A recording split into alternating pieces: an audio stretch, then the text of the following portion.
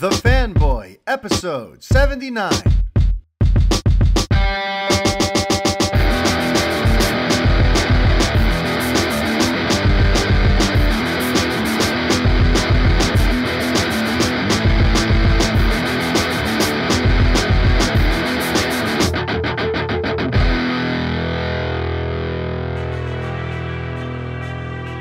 Hi everybody, Mario-Francisco Robles, MFR here with you, and this is the 79th edition of the Fanboy Podcast. How's everybody doing out there? I'm feeling better. As you guys know, I had to miss last week because I was not feeling so hot. I got a fever the night before and chills and throat things and all kinds of no goodness. But I'm feeling much better this week. And by the way, just a quick note on my health, because I know like Aaron Verola, for example, says, dude, you're always sick. And I get that from a few other people too. It really just comes down to sleep. I don't sleep enough. So my immune system is always kind of not at 100%. So I tend to get lots of different, throat infections and colds and little things throughout the year, little viral things, because I just don't sleep enough. And I don't have a remedy for that. I know it's easy to just go, well, then sleep more. But my schedule is so strange and so all over the place that it really is hard for me to cobble together a decent night's sleep on a regular basis. Especially, some of it's mental. Some of it's like I spend all day from 7 till about 10:30, working on things and doing things for other people and generally just being like, the editor-in-chief of a site and a father and a husband and trying to maintain a home and maintain a very sort of entrepreneurial career that I've established for myself. So it's very demanding. It takes a lot of time. But then at 10:30, when my wife goes to bed and the kids have been in bed for now a couple of hours, which in theory should be when I go to sleep and, get the rest to start it all over again in the morning, that tends to be where mentally that little voice kicks in where it's like, dude, now's your chance to do whatever you want to do. You've spent all day doing all this other stuff, trying to keep the wheels turning and juggling all these different balls and spinning all these different plates. Now it's 10:30. Now it's time for you to do some gaming or time for you to catch up on one of the 79 things on your watch list.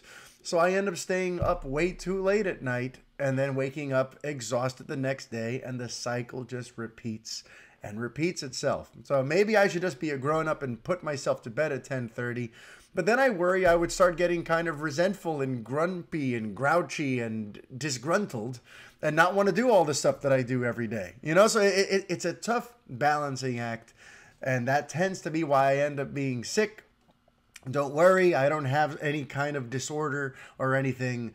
My immune system is just constantly under attack because it's always under-rested and under-equipped. But okay, enough of that.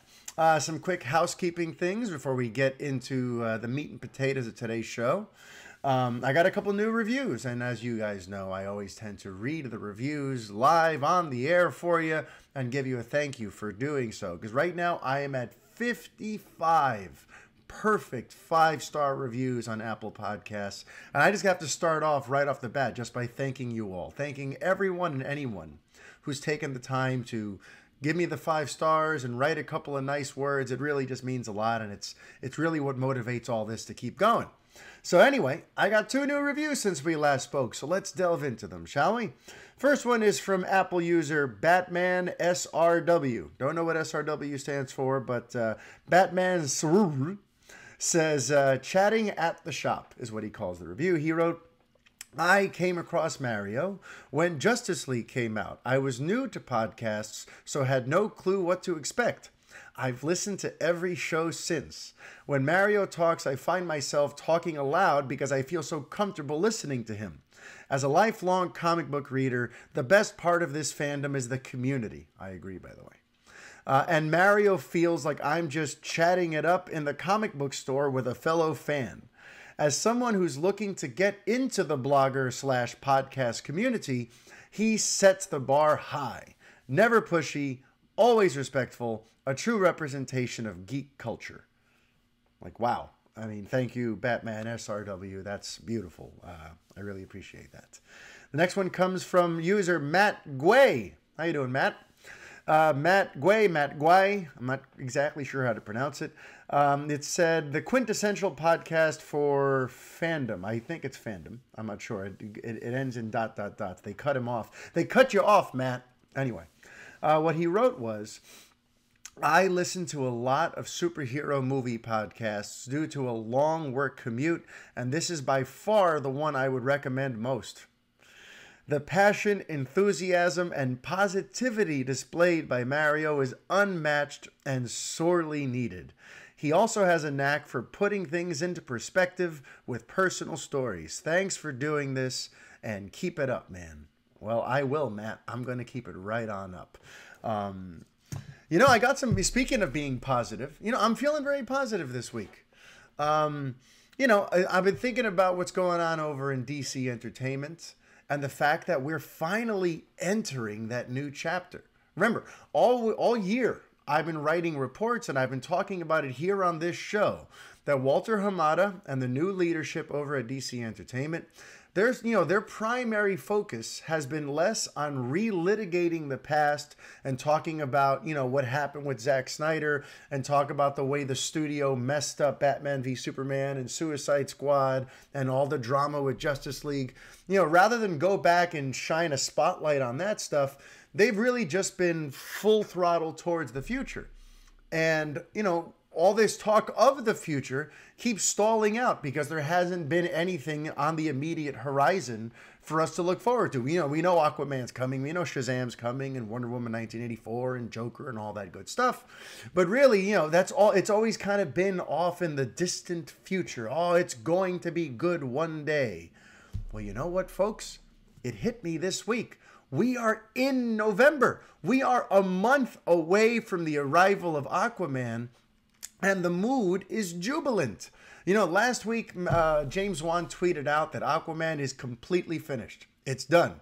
All the effects, the scoring, the special effects, everything is done. The film in its finished edit is basically now just sitting in a vault somewhere waiting to get sent out to theaters for us to enjoy. And so I've been did you see those amazing international posters that got released a couple days ago? We covered them on the site. They're beautiful. They look like comic books come to life. The colors are beautiful. The way the characters are represented is like regal and majestic. And it just looks like this is going to be a big time movie. And a couple days ago, there were some screenings held where fans got to see the movie and, in sort of secret. And the buzz, everything I'm hearing is very positive. And I even reached out to a source of mine over at Warner Brothers. I'm like, how is everything going over there? I didn't ask I didn't imply things were good or bad. I was just like, what's the temperature over at WB right now?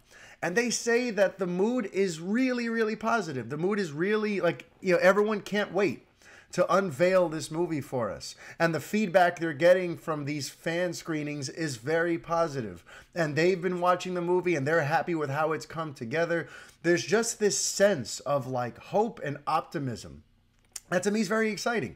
And it means that we're finally there. Rather than talking about DC's future, we are at the beginning of it now. Because with the promotional tour and the promotional marketing, everything now starting to take off for Aquaman with these new posters and, there's going to be new TV spots and the actors and actresses are going to start doing interviews on The Tonight Show and all that sort of good stuff. Now we are moving full steam into Aquaman and into the new era, into the DCU 2.0. It is finally upon us, and it is apparently going to kick off in a big positive way with Aquaman.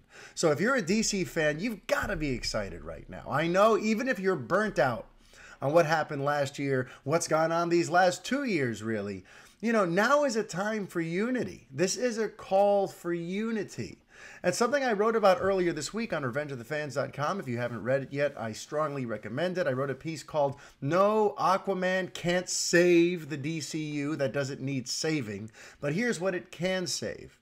And what I spoke about there in greater detail than I'm about to sort of summarize here is that, first of all, there's no saving the DCU. And I know some people have been like, oh, what are you talking about? It's in shambles. It's in this. It's in that.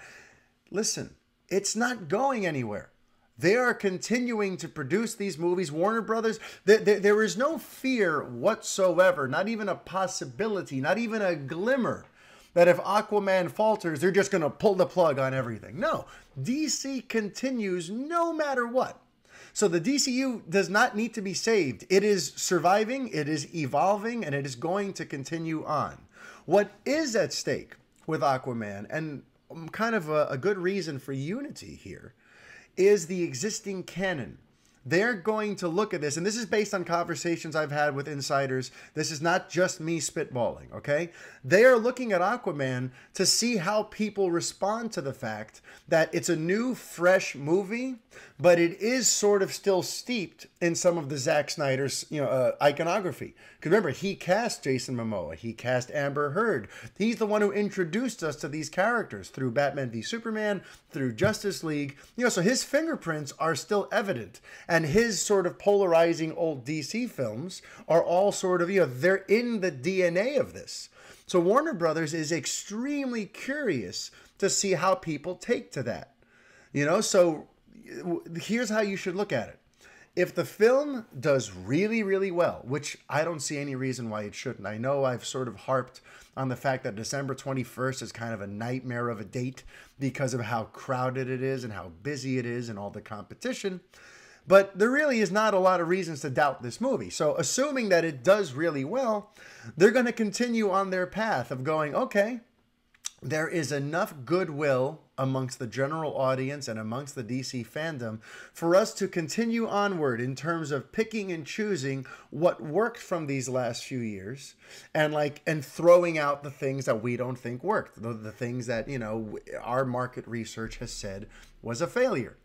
So if it does well, we'll kind of continue on this path of picking and choosing and retconning certain things and keeping certain things.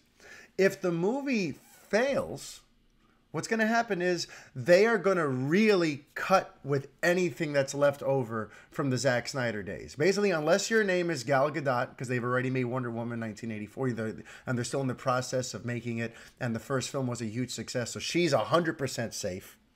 And unless your name is Margot Robbie, who we already know they're investing a lot in the little Harley Quinn universe. And yes, that's not necessarily a Zack Snyder product, but it's from the Zack Snyder era, from that era of the DCEU, as some still call it. Unless your name is Margot or Gal, everything's going to get questioned. Everything is going to get moved beyond. We might not get an Aquaman sequel if this movie doesn't do well, which is sort of obvious, right? But even like Ezra Miller's participation in The Flash will be up in the air if this film fails. So that's really all that's at stake. If the film fails, which I don't see how it could, they're going to look at anything that's from the original sort of run of these DCEU movies and go, all right, we need to create as much distance between us and that era as possible. So that's really all that's at stake. The DCU will continue to thrive. It's going to help it's going to help inform what parts of the canon and the continuity they want to keep and what they want to throw out. That's all that's really at stake. So the reason that this is a good call for unity, though, is for those of you who wanted to boycott this movie in support of Snyder, that's actually counterintuitive because you want this movie to do well. If a movie with one of Zack Snyder's actors in a prominent DC role does well, that's going to tell the studio that there wasn't too much damage done by the Snyder era, that the Snyder era can live on in some way, shape, or form. Whereas if it fails, they're going to go, okay, all the Snyder stuff has got to go, aside from Gal and Margot. We're going to put as much distance with that period as possible because people obviously don't like it. It poisoned the well on Justice League. It poisoned the well on Aquaman, and we don't want to do it anymore. Okay, so if you're thinking about boycotting, it was always an ill-advised decision. But now taking into account the fact that the studio is going to look at this and it's going to help them, and it's going to help inform how much they're doing, what they're keeping, what they're not. It's the onus is on you to support this movie, assuming you want to, by the way. If the trailers haven't sold you, I'm not going to go see a movie. I'm not going to tell you to go see a movie that you're not interested in.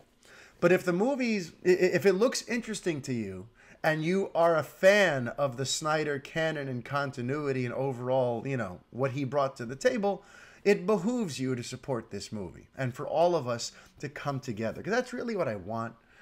You know, a big part of my sort of way of reinventing myself this year and moving away from being snarky and sarcastic and combative with people I disagreed with within the DC fandom is me realizing it's much more important to me to see us all come together than to have us at each other's throats. You know, I think that's bad for the fandom. And listen, I love a good, healthy debate. I think within a fandom, it's good to decide whether or not, you know, I like this movie, you didn't like this movie, what is it you liked? And let's have those conversations. That's the exciting stuff. But what's gone on in the last year and a half is like, it's gotten really venomous and really sort of toxic, where like the Snyder fans feel like they're constantly under attack by the people who don't like Snyder, and the people who don't like Snyder feel like the Snyder fans are part of like this cult, and they look at them like they're this sort of gross, volatile entity. And like that to me is just sad, because at the end of the day, we all love the same thing. We all want the same thing, which is a thriving cinematic DC universe. So in my heart of hearts, all of us getting on the same page is probably the greatest thing that could happen. And I think now is the time to do it. DC is turning the page. It's time for all of us to join them on that new page. Now is a time for the non-Snyder DC fans and the Snyder DC fans to come together and see what seeds he planted will grow, continue to grow on, and what exciting new other ways the franchise continues to evolve.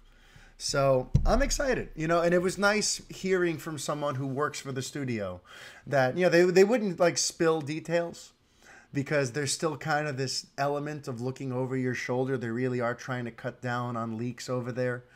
But it was nice to hear them go, listen, I can't say much, but there's a lot of really cool stuff going on over here, and people are very excited about sharing Aquaman with the world. I'm like, all right, then say no more. Yeah, I don't even need any scoops this week. I don't need any insider intel. Just knowing that they're feeling good and that people are seeing the movie and loving it, that's all I need to hear. So that's kind of my positive update for the week on what's going on with Aquaman. Now, it's sort of in the middle, more sort of like in the neutral territory, is it's notable.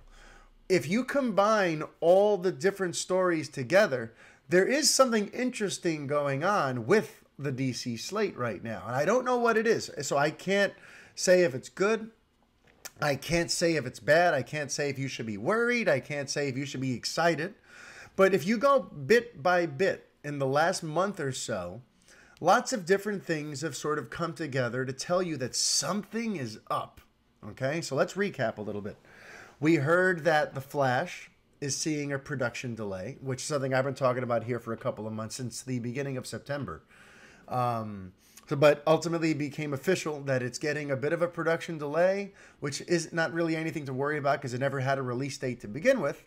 But their tentative plans had to get moved a little bit because they're still tweaking the script. So that happened, right? Then there's the fact that I started hearing, and others too, that Batman, you know, even though it was said to start filming next spring by Mr. Matt Reeves, which is spring of 2019. So the logical sort of, you know, expectation would be that the Batman would come out in 2020 at some point. I'm hearing it's more likely 2021 and possibly even longer than that. So that's kind of interesting and unique. So that's something that happened with The Flash, something that happened with the Batman.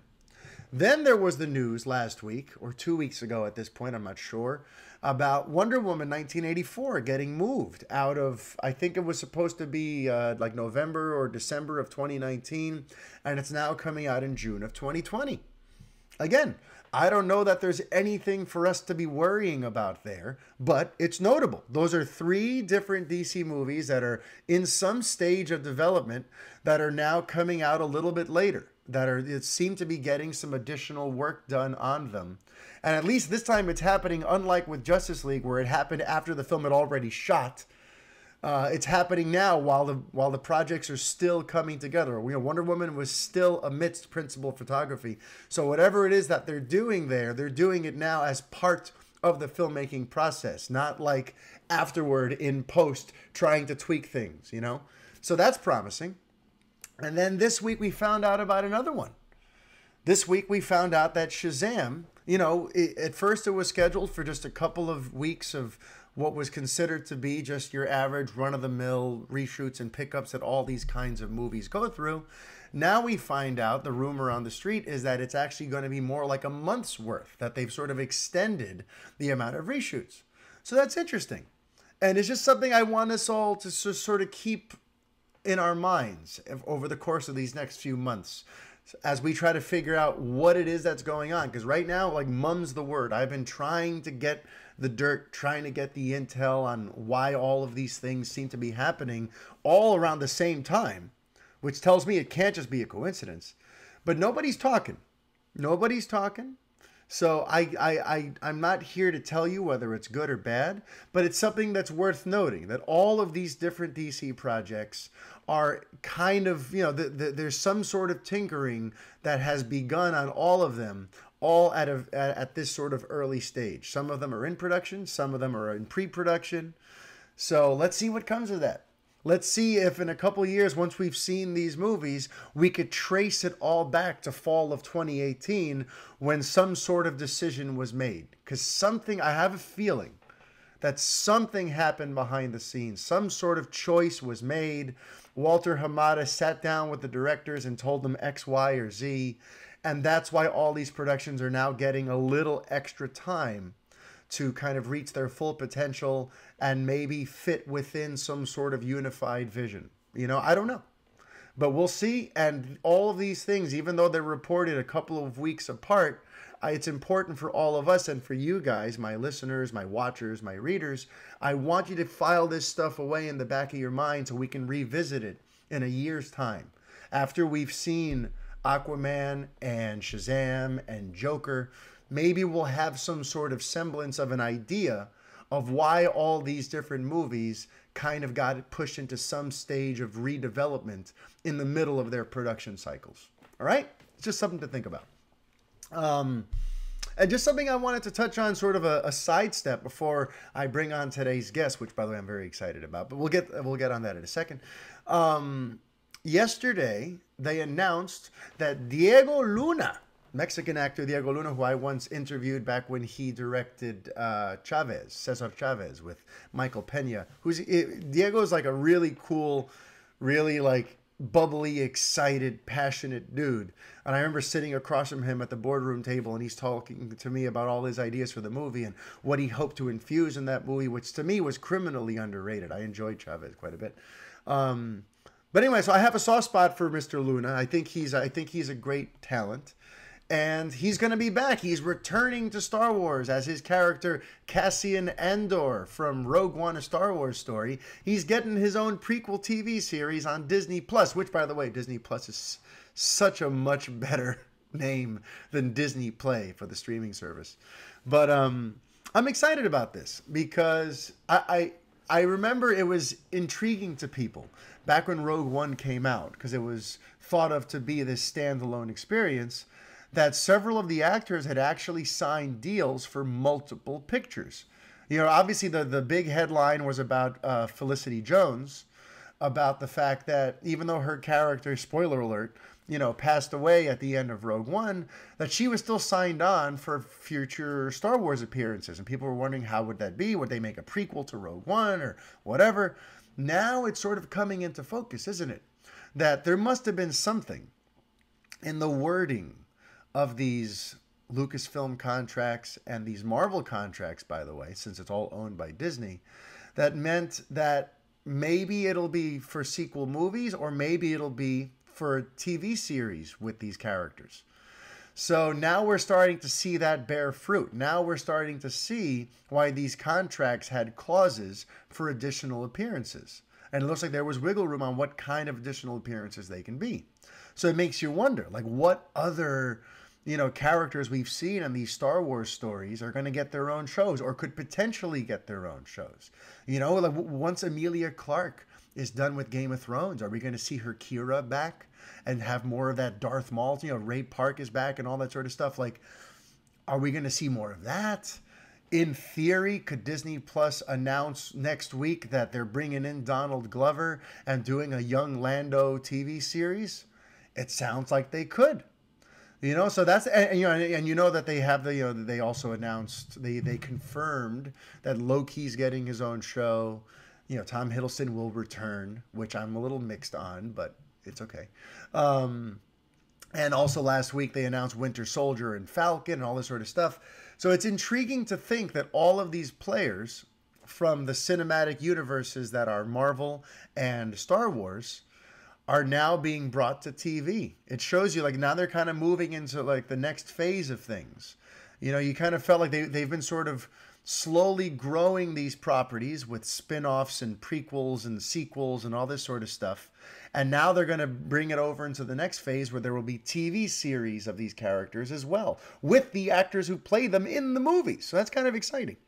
And by the way, that tells me, for all the concerns about Marvel television and how little it actually connects to the movies, even though that was the initial promise. Back in 2008, when the Marvel Cinematic Universe launched, we started hearing about how it's all connected. And then as the years have gone on, we're all like, well, they're not. they're superficially connected. Like when Winter Soldier and Agents of S.H.I.E.L.D. connected for a little while, that was pretty cool. But as time has gone on, we've seen with all these shows, Cloak and Dagger and The Runaways and the Marvel Netflix shows, the connections are not really they're not there. I have a feeling, though, that promise of an interconnected film and television universe is only going to be true for these Disney Plus series, which, I guess that's a decent compromise. It would be nice if it really was all one universe and Matt Murdock, Charlie Cox's amazing Matt Murdock was in the same universe as Sebastian Stan's Winter Soldier, or in the same universe as Tom Holland's Peter Parker, and Kingpin can pop up in a Spider-Man movie. It'd be nice if all these things were true, but I wonder how you'd feel about that. If it comes to pass that the Disney Plus Marvel series end up being the only ones that are directly connected to the movies, are you okay with that? Let me know. Tweet at me about it at I_am_MFR. I'd love to know what you think of that.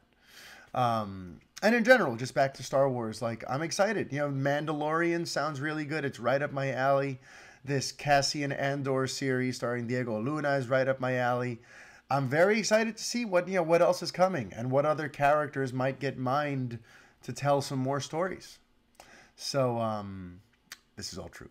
But all right, now at last, it is time for me to bring on my distinguished guest for episode 79 of the Fanboy Podcast. I'm very excited to have him on. He's someone I've been hearing about a lot for the last year or so. We seem to have a lot in common, and he's someone who, whenever he tweets, whenever he shares a column, I tend to read it, and I tend to give him one of these. I tend to think, yeah, right on. I agree with this guy a lot. And I've been dying to have him on the show. So without further ado, it's my pleasure to bring on Mr. Zaki Hasan. All right, so here I am at last with Mr. Zaki Hasan. I've been hearing about you for so long. We've had a couple of interactions on Twitter, and I've always heard that we run in similar circles and have similar feelings about similar, should I say, certain superheroes, which we're about to get into. And at last, I have you on the Fanboy Podcast. How you feeling, Zaki? I'm honored and excited. Thank you so much for inviting me. Yeah, I've been looking forward to this, and finally, sort of the stars aligned, because there's a lot of reason to talk about Superman lately, and also I've been thinking a lot about film critique, and I know you just made it onto Rotten Tomatoes, so congratulations for that. Thank you so much. Yeah, so this is kind of like a perfect time to have you on, and also, you've just joined Birth Movies Death, is that correct? Yeah, I just had my first freelance piece published for them just a couple days ago about Superman. Yeah, and that's why it's like perfect, and it's a great place to start. I read the piece. For those of you who haven't yet, it's called "Say Something Nice," right? And it's about Superman 4. Yeah. Right, and I love that you wrote about that movie, because that movie really was like my introduction to the cinematic Superman. Because I was like four. Yeah, I was like 4 when it came out. And my mom took me to see it, and I kind of credit that movie with both my love of Superman and my love of just going to the movies and the magic of movie making. So it's fitting. Funny. Yeah. So you did something really interesting that I really appreciated, because a lot of people like to dog on that movie because it's, there's plenty of reasons to mock it, of course. It is what it is. It is what it is. But you did a really nice job sort of bringing in some of the history of the project, sort of where Christopher Reeve had to make some compromises that I'm not sure people realized, and pointing towards one of the beautiful things that it did, one of the beautiful Superman moments within it. So can you mind sharing some of that with us? Like, what was that moment that you highlighted? I don't want to say it for you, but that moment towards the end. Yeah, so the film itself is the result of Christopher Reeve being very concerned about the Cold War and the nuclear arms race, which we thought those days were behind us, but hey, I guess what's past is prologue, right? We're Superman now, and so the film culminates in Superman sort of making this realization that he can't make us make peace. We have to do it on our own. And I think, it's so perfectly reflected in Superman standing at the quote unquote UN. Yeah.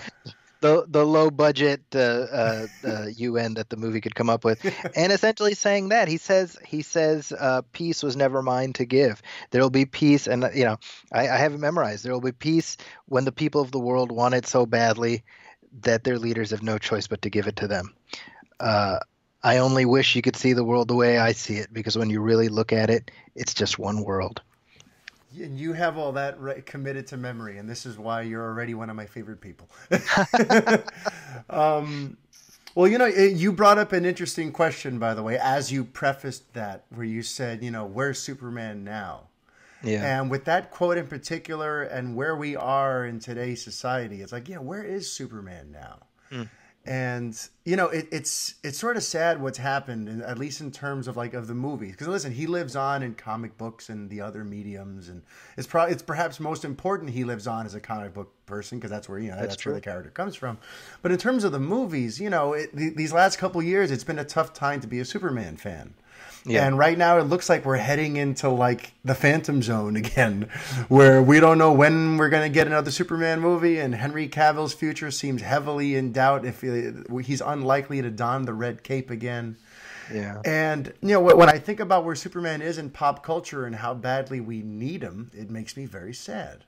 Yeah. But what do you think about where we're at right now, about the fact that there may not be a Superman movie again for a bunch of years, and it's probably going to be another reboot? How are you feeling with the current state of Superman on film, or the lack thereof? Well, I mean, it is disappointing, whichever way you look at it. I think obviously we look at the Snyder trilogy, I guess we can call it, an abortive trilogy. Yeah. And like or dislike what he did, and I'm of mixed opinion on the totality of those films. I think Henry Cavill, most people would agree that Henry Cavill was chiseled out of rock to play Superman. Yeah, I mean, he what I said at the time Man of Steel came out was he's the first actor since Chris Reeve to make me, I just look at him and I see Superman. He's not trying to embody Christopher Reeve, and so it is disappointing, but I feel like there have been so many missteps. I think, and boy, I'm diving into this, and I know I'm going to probably regret it. Do it on Twitter. I think Batman v Superman was just fundamentally a misstep, and it was made reactively because for all the talk of Zack Snyder planned it out and he had 5 movies, whatever. Which I'll take at his word. Maybe that was the plan, but I think. The opportunity after Man of Steel was to build out the universe first, the Superman universe first, and really make those foundations solid.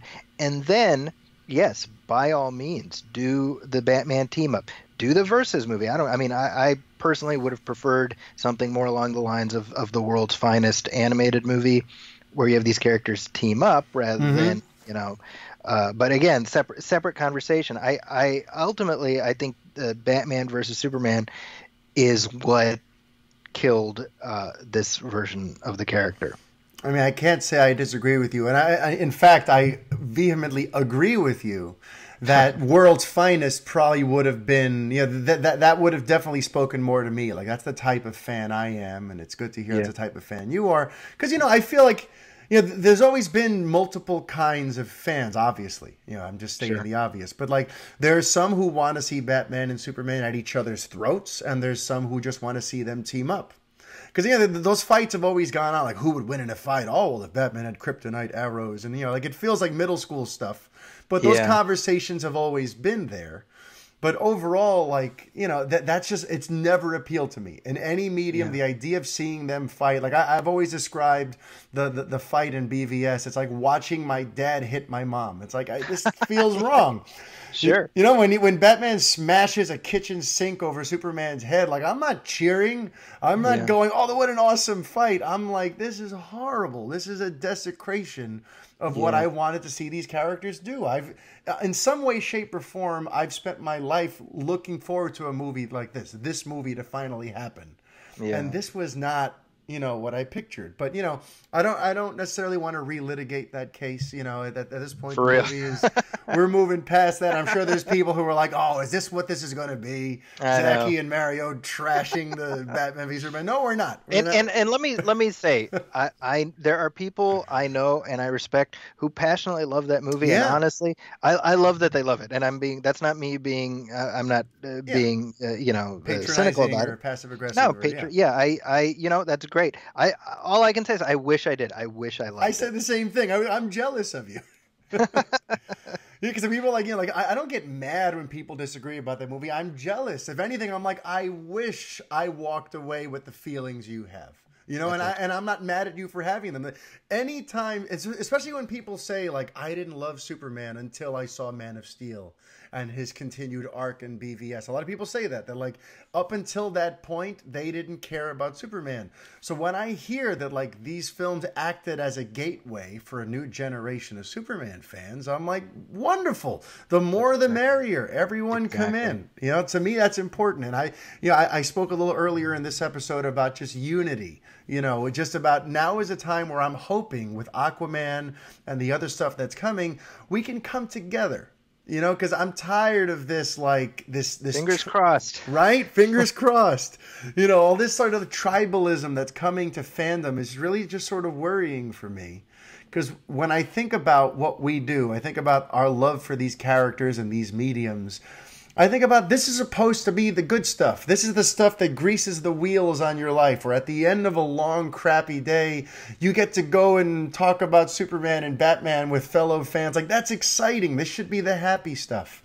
And all of this, like, at each other's throats, us versus them. And if you don't like this movie, then you're the enemy. And I'm just so over all that stuff. And I want to see us come together.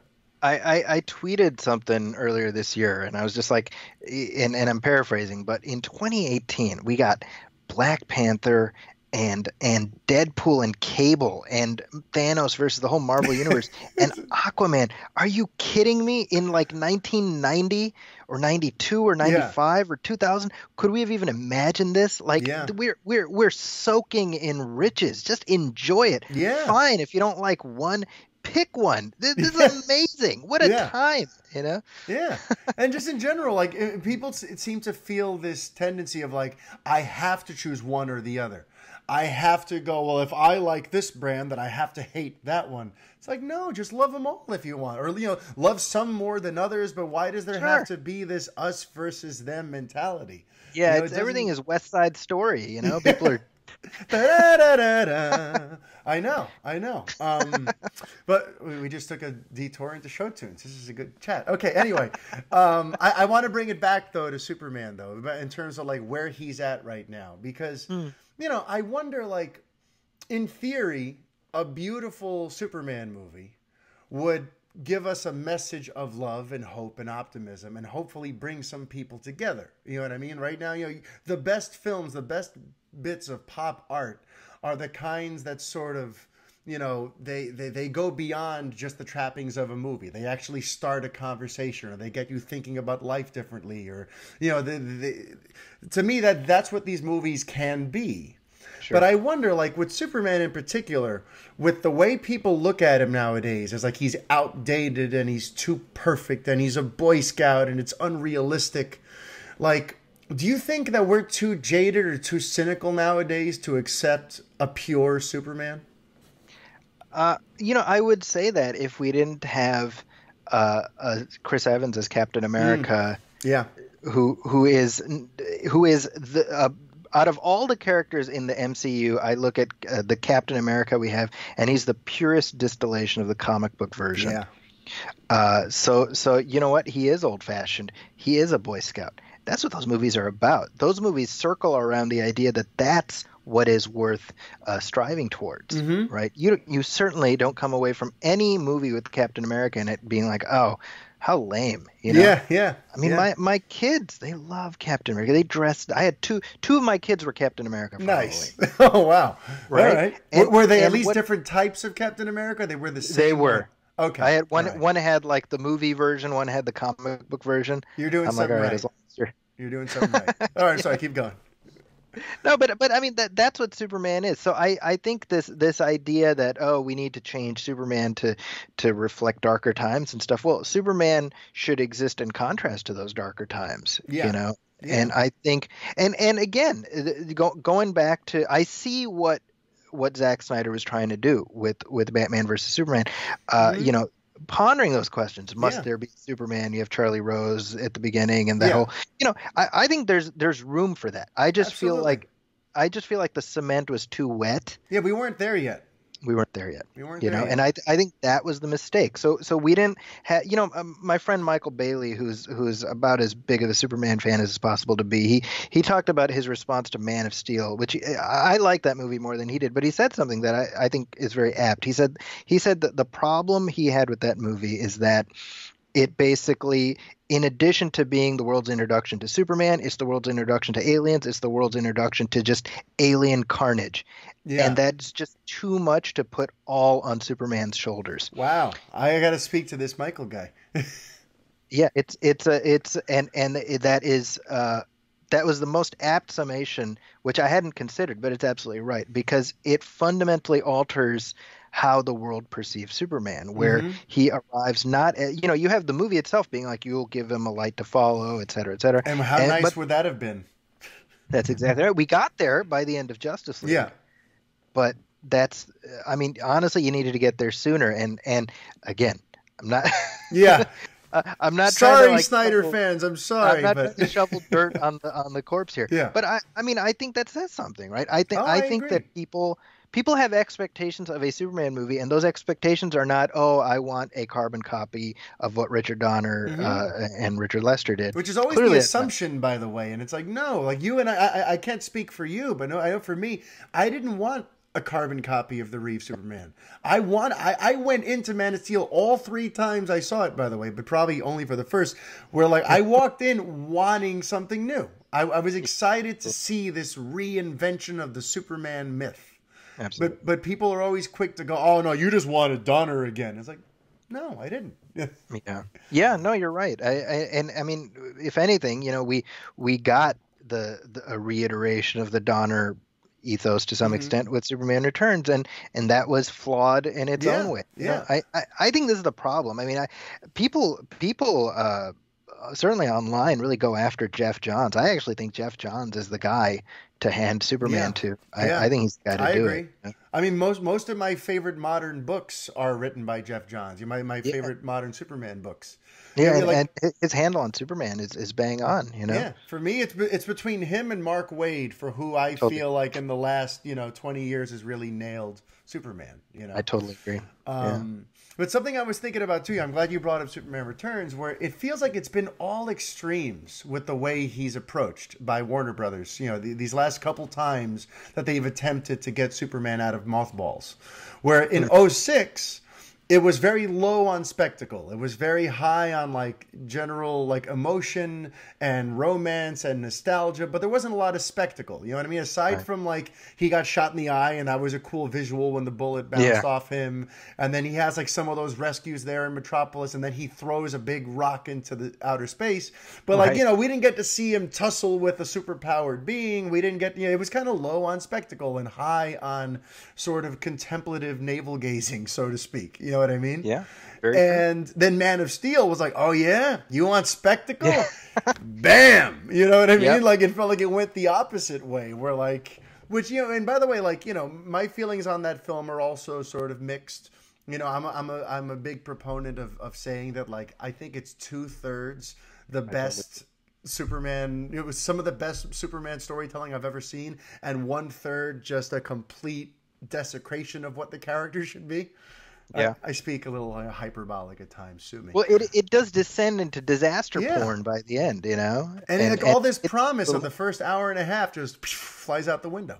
Yeah, I totally agree. But it's about finding that balance, and just like what you mentioned, like with Chris Evans, Captain America, I feel like the proper balance here in terms of just how to tell a Superman story in today's day and age is to keep him pure. But put him in a world that has been morally compromised. Put him in a society that's lost its identity, and you make a young Clark trying to figure out, how do I inspire these people to not be so against each other all the time? How do I be a change for good? And in the meantime, and then you can mix in otherworldly threats and things into that and make it allegorical. But, like, you got to keep Superman pure. And I feel like too much time was spent trying to make him brooding and, I don't know, he doubting himself and insecure of his place in the world and people hating him, and kind of like Michael Bailey said, introducing him to the world in the form of like a giant tragedy. The day he arrived was technically the worst day that's ever happened on the earth. Right. That's a harsh way to introduce him. So in that regard, saying goodbye to the Cavill Superman, while bittersweet to do so, you can almost kind of understand where they're coming from. Or like maybe at this point, he was already off to such a faulty start that to continue from here was going to always have to apologize for the past. Yeah. And maybe that's too much to put on a new filmmaker for a Superman movie. Yeah, I mean, look, if Justice League would have performed, then we'd be having a very different conversation. I mean, that's just the fact. So clearly, Justice League, for whatever Frankenstein version of a movie they ended up with, they were trying to course correct, and it just the reaction to Justice League is a response to what people saw with Batman versus Superman. I don't know how. There's no other way to spin that. Yeah. Clearly, people sampled the character twice, and it wasn't working for them. So again, we just say, all right, well, this is the hand we've been dealt. We're probably not going to continue that version of the universe as it exists. So fine, okay. So in that sense, am I upset? Yeah, it bums me out. I think Henry Cavill was he deserved another shot. I would have loved to, and he wanted another shot. I know. But this is, like you said, I mean, this is Superman. He's not he might go into hibernation. He's not going away forever. Yeah. So certainly we've been around long enough. We've seen enough iterations of Superman on screen where you say, all right, well, give it a little time. It'll all come back. I think a lot of people get upset about a lot of stuff where I think hopefully age adds a little bit of wisdom, where you say, hopefully in theory, Yeah, in theory. All right. What's interesting though is you mentioned, like, had Justice League done well, right, we wouldn't even be here. And that's something I always want to say to the people who look at people like you or I and try to blame us for what happened with those movies. Like, it's because of critics and bloggers, whatever. I'm like, listen, if those movies made bank, no one would care about what we had to say. You know what I mean? It would not matter. Look at Venom. Look at Bohemian Rhapsody. None of those movies are rated fresh, as far as I know. Yeah. I mean, actually, Bohemian Rhapsody is like just barely. It has like a 60%. Just barely. Okay, there you go. But yeah, but like it shows, like, if people love the movies and it makes bank, things continue on. It doesn't matter what the critics and the bloggers say. But what's interesting, though, and there's some nuances to that, because I do feel sometimes, and especially in sort of in the modern era of film critique that we're entering, I'm finding that it's happening more and more that critics judge a film based on what they wanted it to be rather than what it is. And I think Batman v Superman suffered for some of that. You know what I mean? Even though I don't think it was a great film, especially the theatrical cut, I'm a bigger fan of the Ultimate Edition, which I think flows much better. Have you had a chance to see it? I've seen it, yeah. But even aside from the fact that I think it's flawed, I do remember that there almost seemed to be this glee from the critic and blogger community to be like, who can put together the worst put down for this movie? Who can really trash this? Like, that's just how I feel.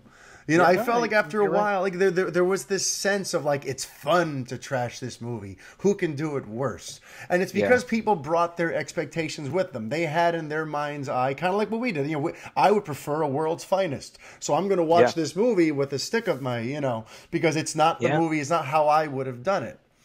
And you know, I do think that BVS almost kind of acts as like a, I don't know what to call it, but like it's a lightning rod for what's happened in terms of that, in terms of people are growing weary of critics now because of this sense of you're bringing way too much of your own expectations with you into the theater. Judge the film for what it actually is, as opposed to how you would have done it. You know, and I see that a lot, like, you know, with Bohemian Rhapsody, since that's like the new thing right now, and you brought it up, and I'm glad you did. I can't even tell you how many times I've come across this critique of, oh, well, it should have been this way. Oh, they should have told this part of Freddie Mercury's story, or it would have been better if they went this way. It's like, okay, I understand that's your opinion, but that's just not the story that Bryan Singer wanted to tell. That's not what the writers of the film wanted to tell. So is it fair for you to dock the movie points because they didn't make it the way that they didn't tell the story the way you wanted them to? You know, so that to me asks sort of more profound questions about the role of film critique. You know, and you as someone who's a critic, I want to get your sense on that. It is a nuanced question, right? Because I think, and let me couch this by saying I have not seen Bohemian Rhapsody yet, although I am. After I get off the phone with you, I'm literally going to see it. So, okay. So I bought my ticket, so I'm going to see it. I missed the press screening for it. It's tricky because I think that if you're talking about a movie that depicts historical events, then I don't think it's wrong to have some expectation of fidelity to that. If you're talking about a movie that's based on pre-existing material, such as a novel or a comic book, I don't think it's wrong to have expectations pertaining to that. Right. So there is it is silky, right? So when you say, hey, well, I read the book and the book did this and the movie changed it and did that and the movie's choice is worse, I don't think that's a wrong reaction necessarily. Okay. Right. That being said, I think it's, you know, what tends to happen more often than not is people have a whole alternative movie set up in their head. And you know, and as a parallel to Batman versus Superman, you look at Star Wars: The Last Jedi. Yeah. So now I love that movie. Yeah. And a lot of people I know do not, which is fine. But much of that conversation is, oh, I wish it had been this, and it's I get it. I totally get that, right? So I don't think you can necessarily shut that part of your brain off necessarily. You know, especially the more movies you watch, the more you're going to be like, well, why not do this instead? Or why not do, you know, I get it. I just feel like I think a critic's job is definitely to judge the movie for what it is, but you know, these reactions are part of it. And I think a critic's job is to share it in a way that says, well, here's why it didn't work for me. The story was doing this when I feel like it would have been more effective to do this. Yeah, see, I have a hard time with that sort of stuff, you know, because I just feel like, and maybe, you know, I'm trying to be too like idealistically pure here. Maybe it's unrealistic, but I just try to feel like when I go to see a movie, I'm often trying to figure out what is the filmmaker going for here? What is their mission? What is the through line that they're trying to convey? And if I find that even though I would have done it differently, they nailed what they were going for. That I agree with. You know what I mean? I feel like, well, then, you know, it's not what I liked, but you know what? For what they were trying to do, they did it. You know, this is going to be like a total random example because, go ahead. But Mario, here's the thing. If you didn't like it, you're not wrong for having that reaction, right? So I think your job as a critic is to unpack your own reaction. So you say, this is what the filmmaker was trying to do. I didn't walk out of the movie having, you know, enjoyed it or felt that it illuminated anything or felt inspired. And at least this is how I approach it. Yeah. I walk out of the theater and I'm like, how did I feel? Yeah. How did this movie make me feel? If I did not like it, let me figure it out. And so, you know, generally I know I have colleagues who they'll watch a movie and they'll run home and write their review. And I'm like, I need to let it ferment a little bit. Yeah, usually I need to do it at least the next morning because I need to sort of process how I felt about it. So you can have a filmmaker, hit all their bases, and yet if I walked out unsatisfied, that's the reaction I owe my readers. Does that make sense? Yeah, no, that does make sense. That does make sense. Because criticism is inherently subjective. I mean, we try to find objective lampposts to guide what we say, but ultimately it's a subjective reaction. And I always tell people this. I'm like, find a critic you like. And follow them, or find a handful that you like, and you'll get a sense. I always use Roger Ebert as an example, because when I was a kid, every Friday I would go to the Sun-Times website. I would read Roger Ebert. Didn't, right? That was it was a religious experience. And for me personally, you had Siskel and Ebert. I tended to agree with Roger Ebert, so I would always be like, well, I want to know what Ebert said. And I would hope, if to whatever extent people read me, they'd be like, oh, I want to know what Zaki said. Because I've agreed with him about this, or I've disagreed with him about that. I think this is a problem. Obviously, I'm a part of it now. I'm part of the problem. Yeah, you're part of Rotten Tomatoes now. You joined the enemy. No. I know it. Well, and this is the thing. Rotten Tomatoes is like the Yelpification of film criticism, and that's bothersome. Where people just look at the percentage now; they don't bother building a relationship with the individual critics. That's exactly right. So you're looking at numbers instead of words. And that's deeply troubling for me, because I've been writing film reviews for 20 plus years now. Wow. I have a body of work, so I'm always like, look at what I have said about other movies and then decide, because you know what, some people just aren't going to agree with me about stuff, and that's okay. I guess the last thing I want to mention on this sort of subject, just because it's an example, and it's going to seem sort of random because the film hasn't been relevant in years, but it was one of the first times where I felt myself get really defensive against critics who critique the film that's not in front of them. They don't critique what's there; they critique what they wanted it to be. And you remember that movie, The Interview, with Seth Rogen and James Franco, and it was this big sort of controversial thing because of the Sony hack scandal in North Korea trying to do cyber terrorism to stop us from releasing it. And it was this whole, you were treated as if you were putting your life in your own hands if you went to go see it, because there could be something at the theater, whatever. What was interesting about that movie and some of the reviews I saw for it and a lot of the way it was received was that people knocked it for not being enough of a political satire. People, after all that hype, were going, they were expecting the next Dr. Strangelove, or they were expecting Charlie Chaplin's The Great Dictator. They were looking for something that was going to have a lot to say about the geopolitical climate that we're living in.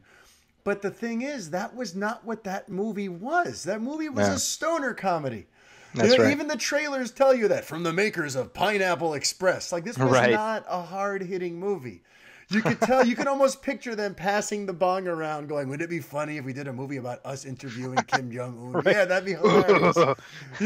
Exactly. That's all that was meant to be. So it should have been judged as a stoner comedy. Instead, I just saw review after review calling it toothless, and it didn't go after its subject nearly hard enough, and it didn't have enough to say. And I'm like, that was one of the first times. I mean, I'm sure I'd seen it before then, but at that point, I remember reading those, and I'm like, that's not what you're supposed to be doing. That's unfair to the movie. That's unfair to everyone who worked so hard to put this movie together. Now you're piling on it and yelling at them over something that they had no control over. They were just trying to tell a stoner comedy. It's not their fault that things went another way with all the controversy. So that was just one of the first times where I really started paying attention to that. And that's why it's something that I'm particularly sensitive to. When I see critics just, they're reviewing the movie they wanted it to be rather than the movie itself. So I think it's just, I think that's true. I think it's a tricky territory we're heading in there. It's not as clear cut. There is sort of a, it's a tightrope that you have to walk, And it's funny though, because The Interview, I mean, gosh, I love that movie. I actually screen it in my class. I teach a class called Cultural Expression in Media. Oh, nice. And I start with The Interview because I say, let's look at this as a lens of how Americans view North Korean culture. I think it has a lot to say, and I think the world has sort of come around on that movie. You know, I hope. I mean, I haven't heard much about it since since it was in theaters. And in general, I'm not here to like champion, go see the interview right now. It's an important film.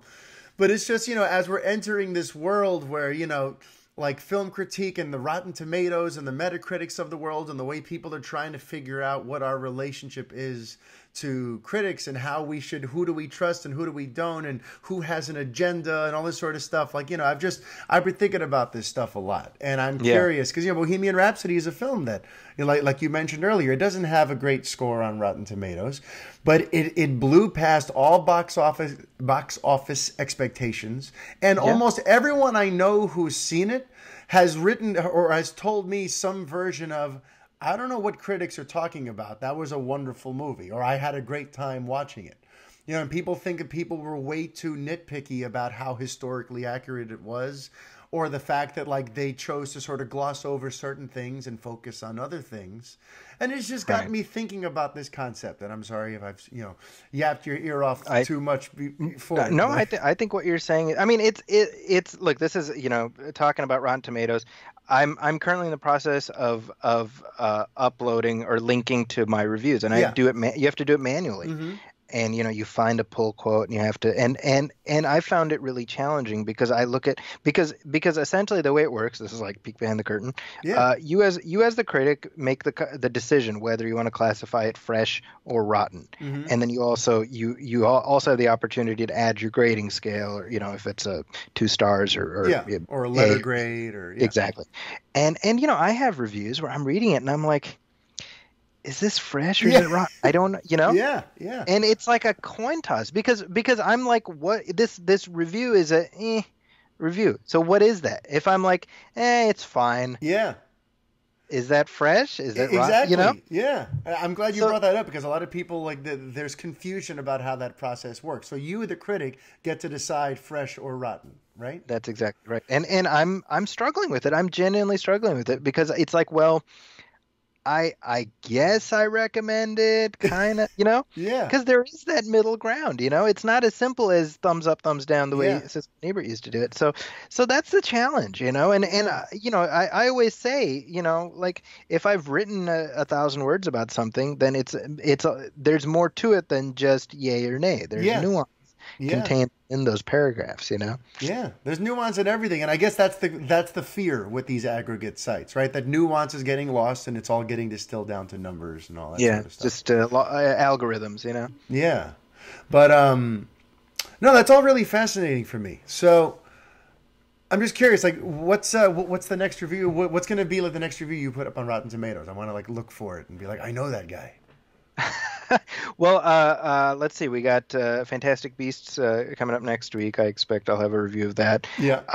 I'm seeing Bohemian Rhapsody, like I said, so I may try to crank one out. It's been a challenge this past year or so. I've been so, in addition to doing all my film stuff and podcasting, et cetera, I'm also a teacher. Yeah. And I've been just swamped with teaching. I have 5 children who occasionally I've seen pictures. They're beautiful, by the way. Oh, thank you so much.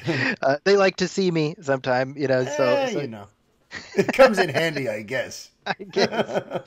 So that's a challenge. I haven't done as much in-depth writing. I've been focusing a lot on podcasting, and I want to throw in a plug for my show, the MovieFilm Podcast, only because my partner Brian Hall, who I'm very lucky to host with, he's a TV writer. He writes for a show called Puppy Dog Pals on Disney Junior.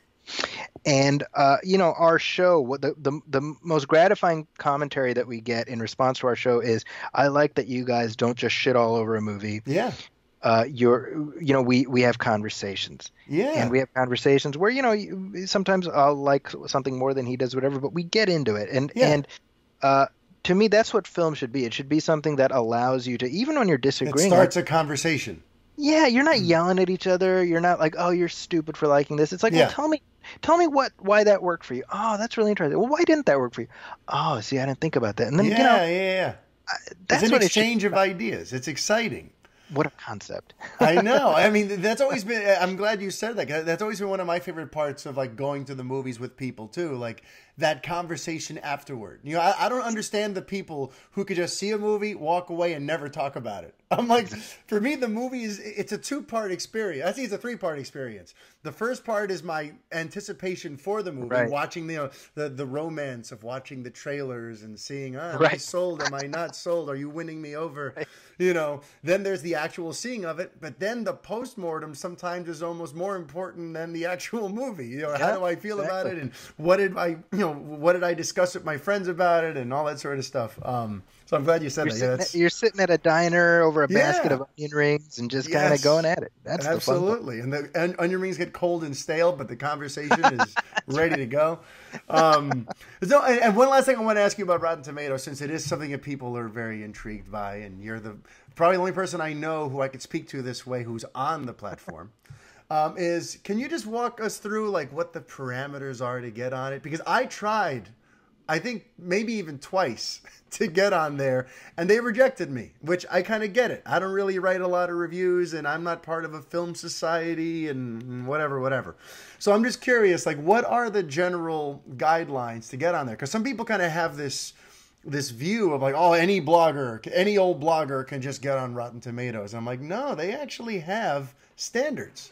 So Can you let us know a little bit like what it was like for you to get on there? It's funny because I've had, over the past several weeks, I've had a handful of people ask me this, and my honest answer is I don't truly know what I did to distinguish me, and I'm not trying to be humble. I just because I had applied before, like a while ago, like 3-4 years ago.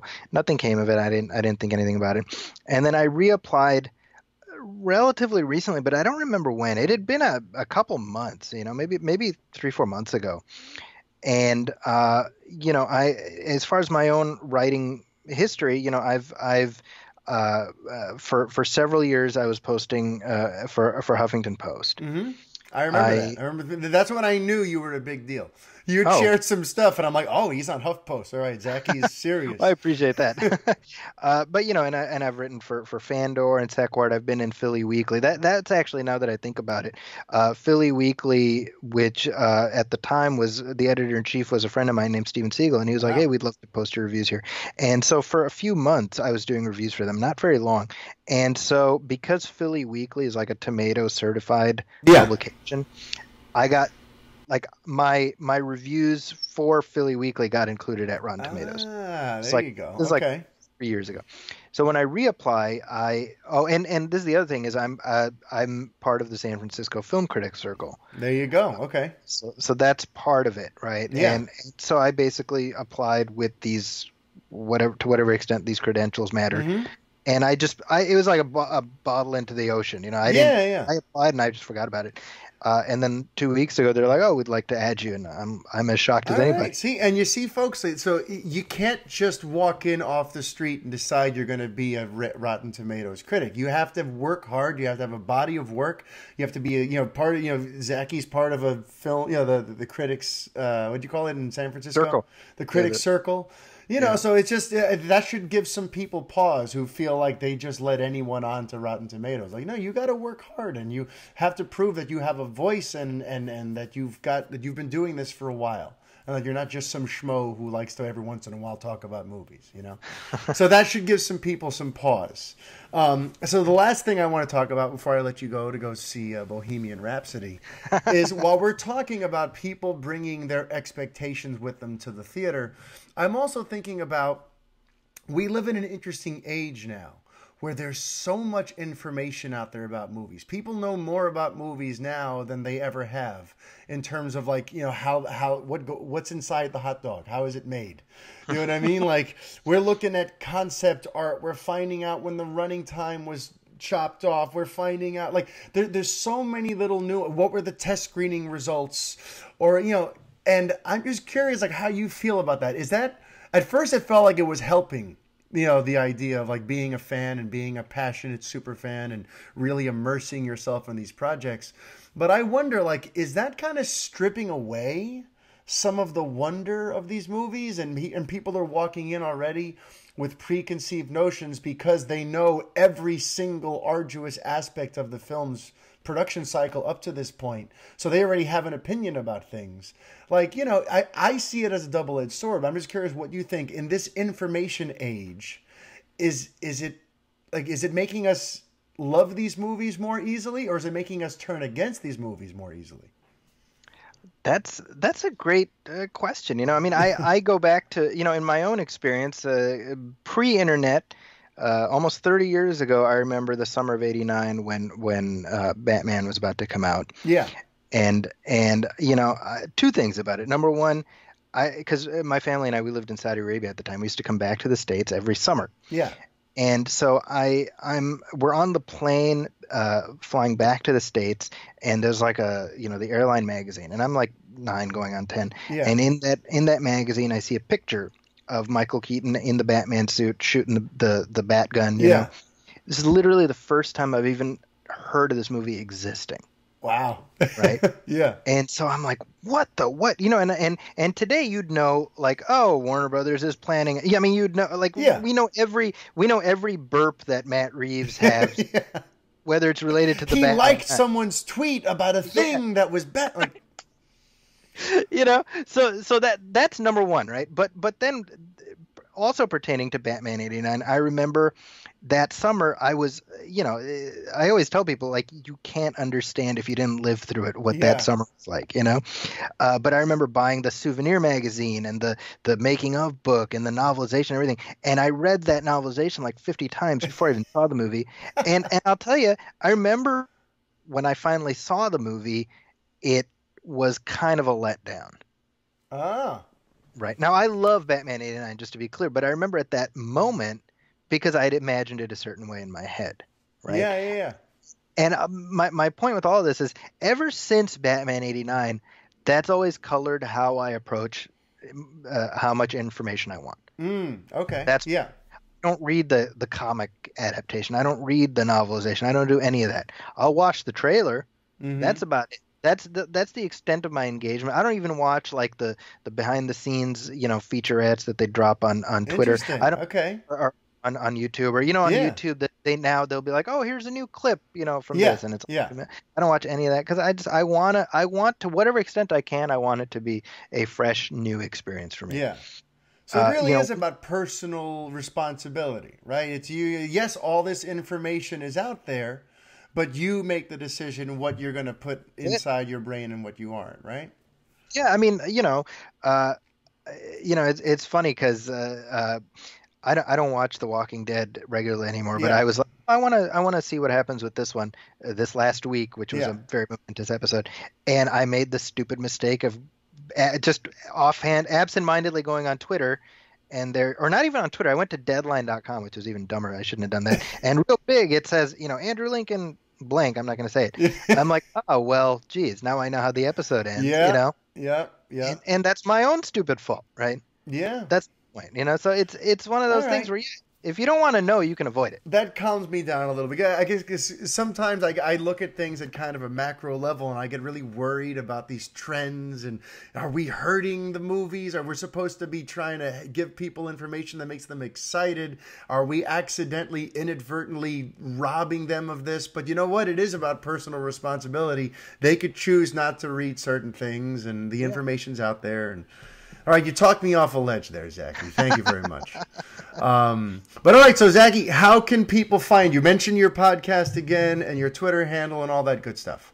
Oh, okay. Well, yeah, I'm on Twitter at Zaki's Corner. That's ZAKIS Corner. That's also my website, just add.com. And I have two entertainment-related podcasts. One is the MovieFilm Podcast, one word, MovieFilm.